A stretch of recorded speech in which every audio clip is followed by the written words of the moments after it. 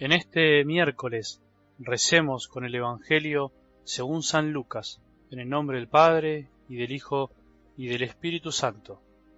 Jesús iba enseñando por las ciudades y pueblos mientras se dirigía a Jerusalén. Una persona le preguntó: Señor, ¿es verdad que son pocos los que se salvan?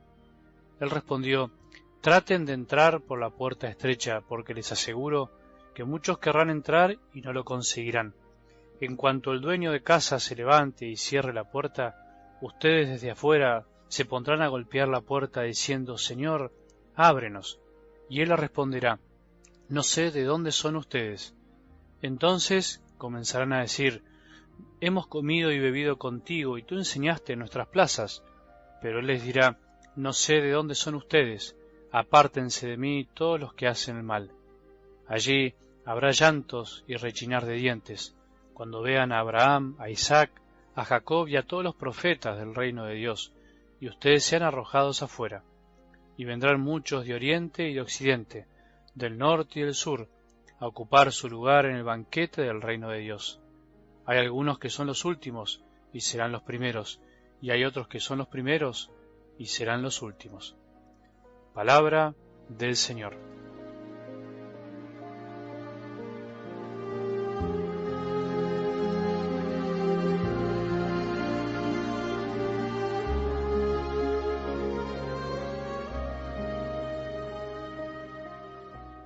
Yo nunca necesité nada, nunca le pedí nada a nadie, Padre, siempre pude hacer las cosas por mí mismo, no puedo pedir, me da vergüenza pedir.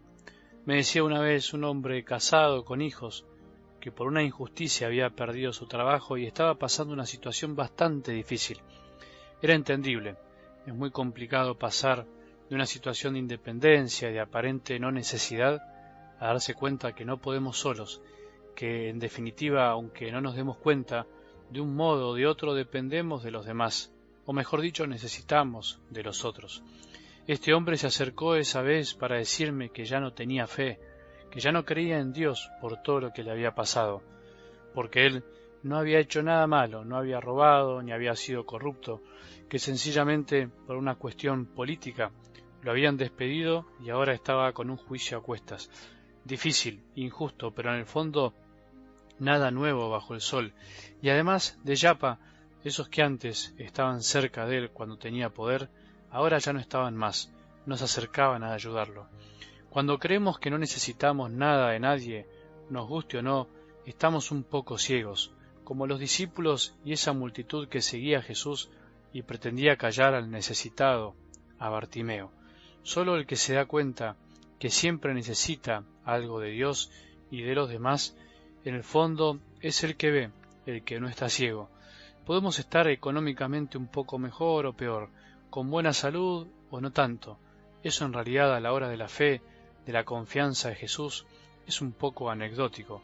Lo esencial es saber que siempre necesitamos de Él, estando bien o mal, que cuando todo anda bien nunca podemos olvidarnos que es gracias a su amor, y que cuando todo está mal, no quiere decir que no está, no es momento de enojarnos por su supuesta ausencia. ¿Es verdad que son pocos los que se salvan? Dice algo del Evangelio de hoy.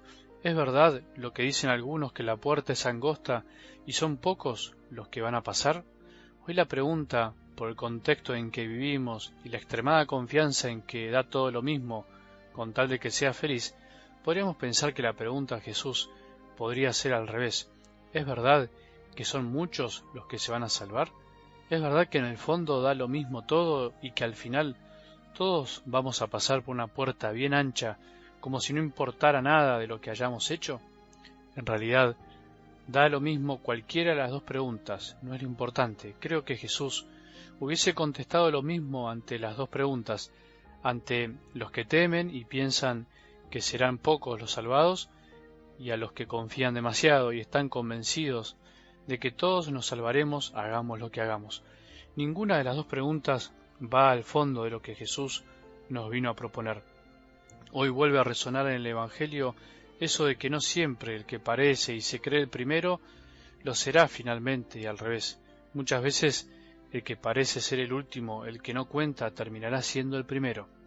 En las parábolas de ayer del grano de mostaza y la levadura, es claro que no importa el tamaño ni tampoco que las cosas sean muy vistosas como para que den fruto. El mensaje de Jesús es muchas veces un atentado a la lógica de nuestro pequeño cerebro que se cree el primero y finalmente queda último con respecto al pensamiento de Dios. El reino de Dios, decía ayer Jesús, es como un grano de mostaza chiquito e insignificante, como la levadura, despreciable pero transformadora. El reino de Dios no es el reino de la meritocracia, no es la institución en donde se reciben las calificaciones, no es el grupo de los mejores, no es la élite de los capacitados, no es el reino de los vivos, de los cancheros. No, no es eso.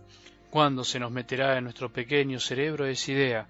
¿Cuándo se nos grabará en el chip de nuestra memoria eso de que para Dios no cuenta el figurar, el aparentar, el decir algo de la boca para afuera, el tener la credencial de cristiano y no serlo, el haber comido, bebido y estado con Jesús, si en el fondo no lo amé, si en el fondo mi vida fue un negociar la salvación andando por la puerta ancha? El reino es de Dios, no es nuestro. El reino es y será siempre de Él, y hasta que no reconozcamos que todo es de Él, andaremos preguntando por números. Señor, ¿es verdad que son pocos los que se salvan? ¿Será que a Jesús le atribuían cosas que no decía o le interpretaban cosas que no decía? Él no entraba en esas discusiones inútiles sobre cantidades, sobre cuántos serán o dejarán de ser los que se salven. Es obvio que Él desea que sean todos, pero también es obvio que Él quiere que nosotros también lo busquemos y lo amemos. Es obvio que no le da lo mismo cualquier cosa. Que tengamos un buen día y que la bendición de Dios, que es Padre misericordioso, Hijo y Espíritu Santo, descienda sobre nuestros corazones y permanezca para siempre.